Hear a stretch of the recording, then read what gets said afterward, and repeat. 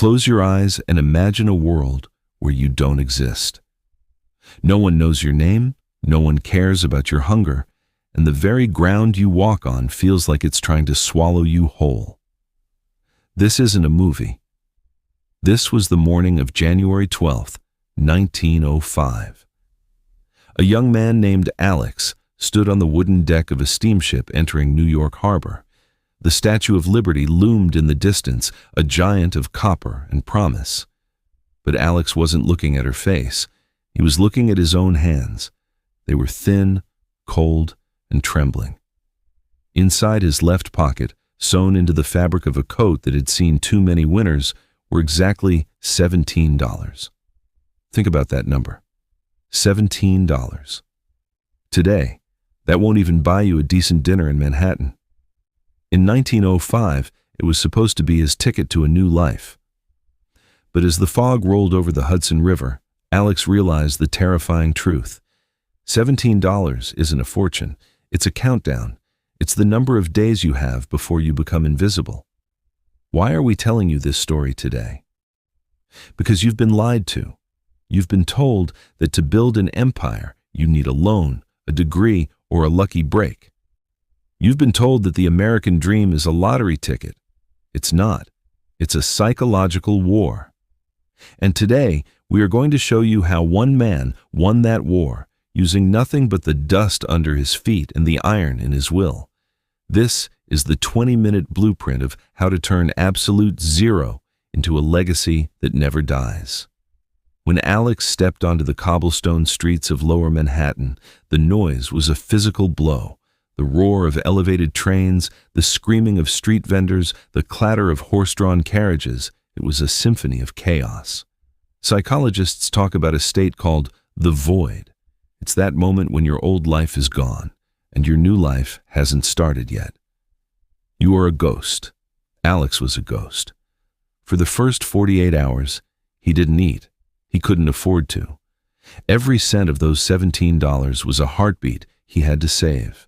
He slept in a 5-cent lodging house, a room filled with 50 other men, all smelling of desperation and cheap tobacco. He realized very quickly that in America, no one was going to hand him a ladder. He had to build the ladder while he was falling. He found his first job in the Bowery, the roughest part of the city. It was a job no one else wanted, cleaning the grease traps of the massive industrial kitchens that fed the wealthy of Wall Street. Imagine the irony. Upstairs, men in silk hats were talking about millions. Downstairs, Alex was covered in the fat and filth of their leftovers, earning 10 cents an hour. Most men would have let that destroy their spirit. They would have looked at the grease and seen their own failure. But Alex did something different. He started observing.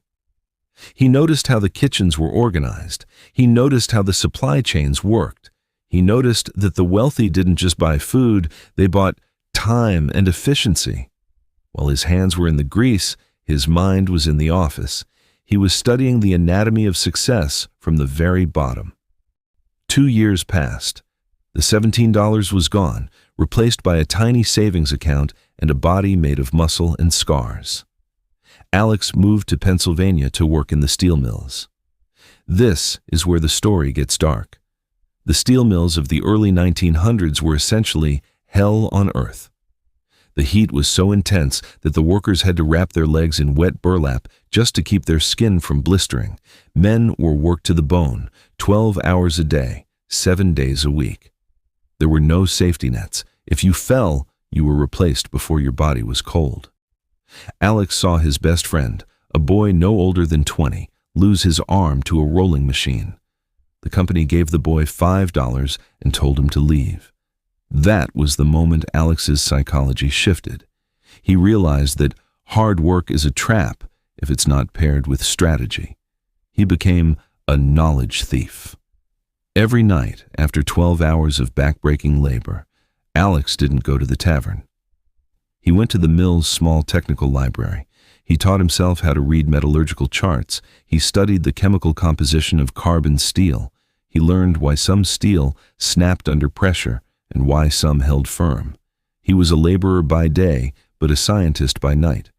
He began to suggest small changes to the foreman, ways to reduce waste, ways to speed up the cooling process. He wasn't doing it to be a good employee. He was doing it to become indispensable. He knew that the only way to escape the heat was to become the person who controlled the fire. By 1915, Alex was back in New York, but he wasn't cleaning grease traps anymore. He was a small-time contractor. He had saved every penny, lived in the smallest rooms, and eaten the cheapest bread. He had built a reputation for fixing the unfixable. Then came the Manhattan Tilt.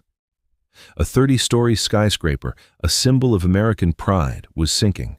The engineers were baffled.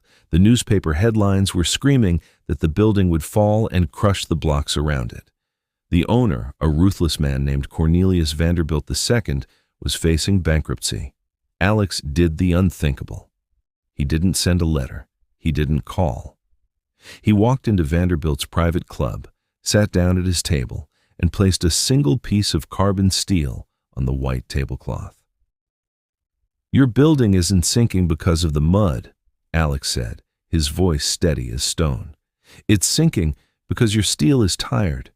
You used the wrong alloy for the base pillars." The room went silent. Vanderbilt looked at this man who still had the scent of the mills on his coat. "And who are you?" he asked.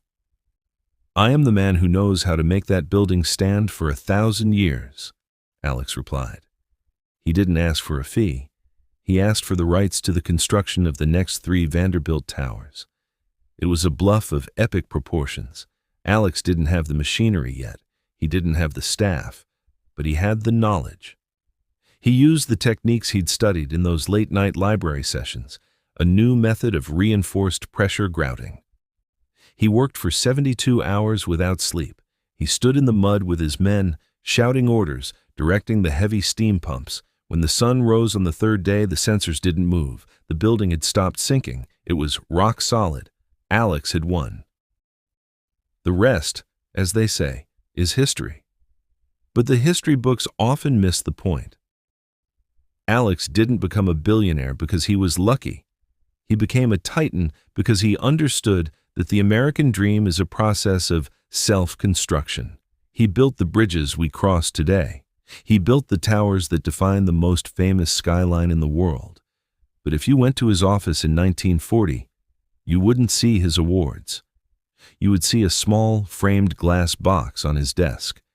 Inside that box was a worn-out, dirty coat with a small hole in the lining where $17 used to be. He used to tell his children, "The $17 didn't buy me this life. The hunger of having only $17 bought me this life." Closing tone. So, we ask you again, what is your $17? Is it the fear of failure? Is it the job you hate? Is it the empty bank account? Stop looking at those things as obstacles. Start looking at them as the foundation. Because the world doesn't need more people who were born into gold.